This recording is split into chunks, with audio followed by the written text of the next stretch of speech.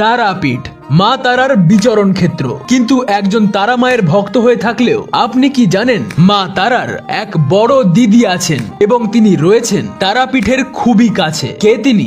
বলছি, মা তারার বড় দিদি হলেন দেবী মৌলিক্ষা।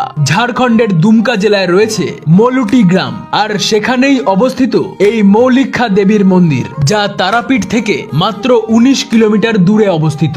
আনুমানিক 1857 সাল নাগাদ সাধক বামাখ্যাপার পদধূলি পড়ে এই মলুটি গ্রামে। এখানেই প্রথম সিদ্ধি লাভ করেন তিনি। তাই দেবী মৌলিক্ষাকে তিনি বড় মা বলে ডাকতেন, আর মা তারাকে বলতেন ছোট মা। মৌলি শব্দের অর্থ মস্তক বা মাথা, এবং ইক্ষা শব্দের অর্থ দর্শন, অর্থাৎ দুই মিলে মস্তক দর্শন। এই মন্দিরে দেবীর মস্তকের প্রস্তর মূর্তির দর্শন পাওয়া যায়। একসময় ঝাড়খণ্ডের রাজা দ্বারকা নদী পেরিয়ে এই তারাপীঠে মায়ের মন্দিরে পুজো দিতে আসতেন, কিন্তু একবার কোনো এক কারণে মন্দিরের সেবায়েত মহারাজকে অনেকক্ষণ বসিয়ে রাখেন। রেগে গিয়ে মায়ের পুজো না দিয়েই রাজা ফিরে যান নিজের গ্রাম মৌলুটিতে। সেখানে এই মৌলিক্ষা দেবীর ঘট প্রতিষ্ঠা করে রাজা পুজো শুরু করেন। পরে রাজা বসন্ত রায় মৌলিক্ষা দেবীর মন্দিরটি স্থাপন করেন। যেহেতু বামাখ্যাপা মৌলিক্ষা দেবীকে বড় মা এবং মা তারাকে ছোট মা বলতেন, তাই দেবী মৌলিক্ষাকে বলা হয় তারা মায়ের বড় দিদি। আপনি কোন জায়গা